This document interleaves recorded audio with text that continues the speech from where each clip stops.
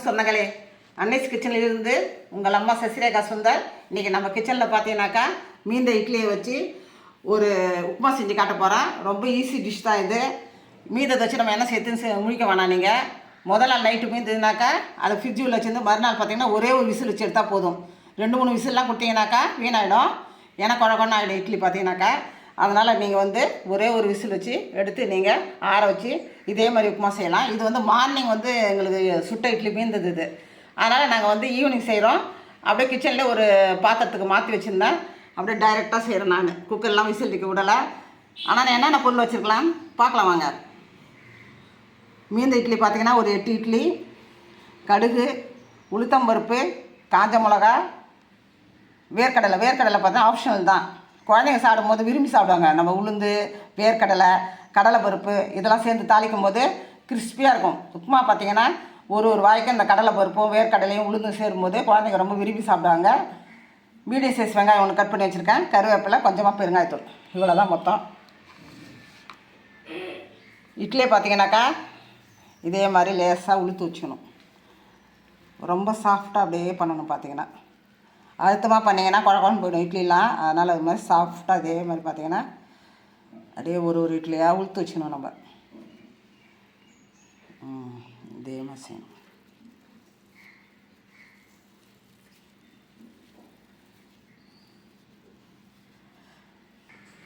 இட்லி எல்லாத்தையும் நம்ம உளுத்து வச்சாச்ச. இப்போ பார்த்திங்கனாக்கா நம்ம எப்படி செய்யுதுன்னு பார்க்கலாம் வாங்க. அடுப்பத்தை வச்சாச்சு. அது மேலே பார்த்திங்கன்னா நம்ம வானலி வச்சுட்டோம்.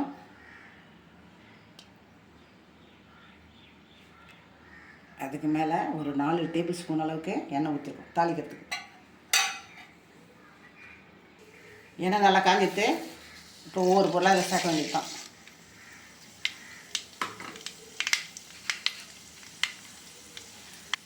கடுகு நல்லா புரியுது. இப்போ பார்த்தீங்கன்னாக்கா உளுத்தம்பருப்பு சேர்க்க வேண்டியது தான்.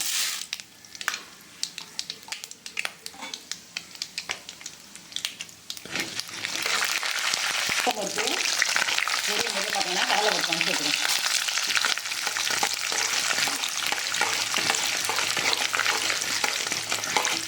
வேர்க்கடல் பார்த்தீங்கன்னாக்கா ஆப்ஷனல் தான்.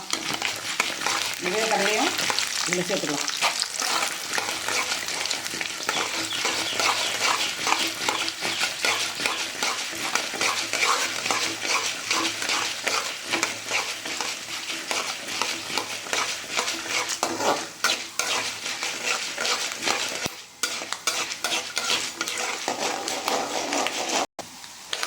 இப்போ பார்த்தீங்கன்னா உளுத்தம்பருப்பு, கடலைப்பருப்பு, வேர்க்கடலை எல்லாமே சேர்ந்துச்சு. இப்போ நம்ம காஞ்ச மிளகா சேர்த்து பண்ணிக்கலாம்.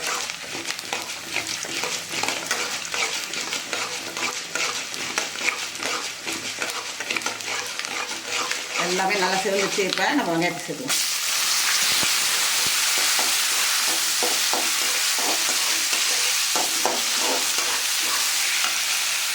உங்களுக்கு தேவைப்பட்டால் 2 பச்சை மிளகாவோட சேர்த்துக்கலாம்.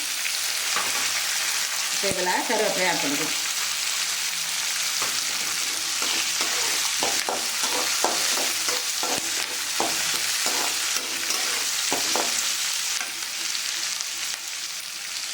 கொஞ்சமாக பெருங்காயத்தூள் சேர்த்து வேண்டியிருக்கேன்.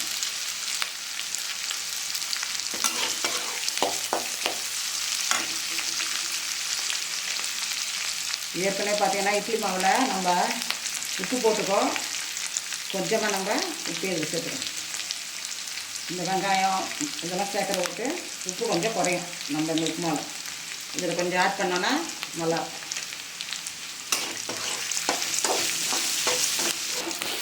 வெங்காயம் ரொம்ப சேர்க்கணும் கிடையாது. கண்ணாடி பதம் வந்தாலே போதும். இதெல்லாம் நல்லாவே வதக்கியாச்சு. இப்போ நம்ம இந்த இட்லியை கொட்டு வேண்டாங்க.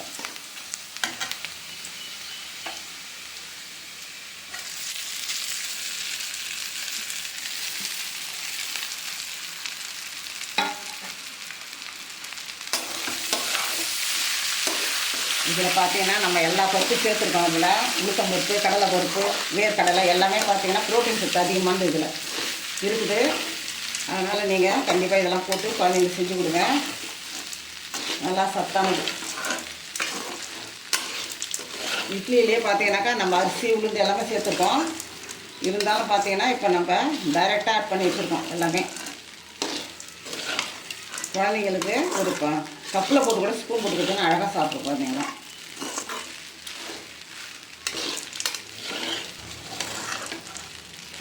தேவைப்பட்டால் உங்களுக்கு முந்திரி பருப்பு கூட நீங்கள் ஆட் பண்ணிக்கலாம். அதில் குழந்தைங்களுக்கு ரொம்ப ஆரோக்கியமானது.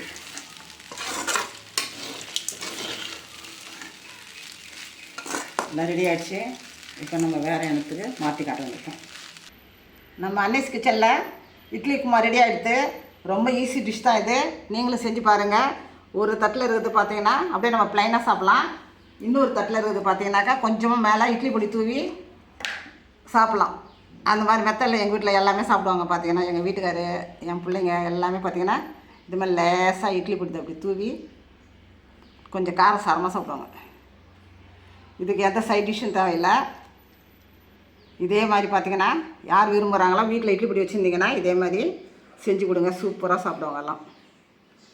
இது பார்த்தீங்கன்னா ரொம்ப ஆரோக்கியமான டிஷ் இது. நீங்களும் செஞ்சு பார்த்துட்டு எனக்கு கமெண்ட்ஸில் சொல்லுங்கள். லைக் பண்ணுங்கள், ஷேர் பண்ணுங்கள், கமெண்ட் பண்ணுங்கள். மறக்காமல் என்னுடைய அன்னைஸ் கிச்சனுக்கு சப்ஸ்கிரைப் பண்ணுங்கள். யாருமே பார்த்தீங்களாக்கா முழு வீடியோவும் நீங்கள் பார்க்க மாட்டீங்க. முழு வீடியோவும் பார்த்து எனக்கு சப்ஸ்கிரைப் பண்ணால் ரொம்ப நல்லது.